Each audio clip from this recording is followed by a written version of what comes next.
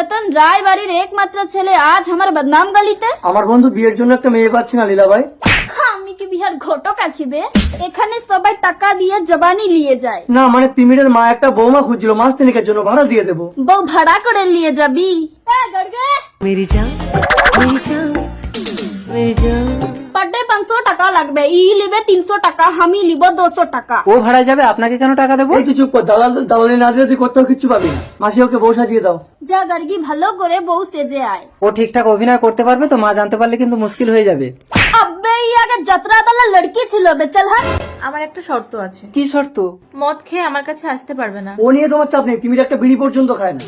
তাহলে আমি রেডি। आकर नशा আরে ও তিমির বাবু, আখ ফড় কে কি দেখছিস? আচ্ছা পেয়ার বেয়ার ছোড়, 3 মাস পরে মাল ফেরত দিবি, চল। মা, তিমির, তুই বিয়ে করে আসলি কই? আমাকে জানালি না তো। আপনাকে জানালে তো এইভাবে চমকে দিতে পারতাম না। উঠে এসো বৌমা। চলো গার্গি। কি হলো তোমার? জানি না, মনে হয় আমি এ ঘরে আগেও এসেছি। মা, পুকুর পাড়ে সেই বট গাছটা এখনো আছে।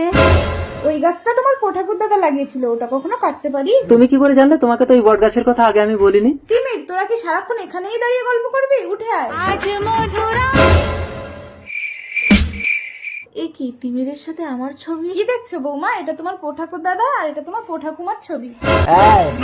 গার্গি, এই না তোমার আজকের 300 টাকা। আজকে 300 টাকা মানে? মা, এটা ওর হাত খরচা। ঘরের বৌমাকে হাত খরচা? এই নাও বৌমা, আলমারির চাবি। আজ থেকে ঘরের সব টাকা পয়সা তোমার।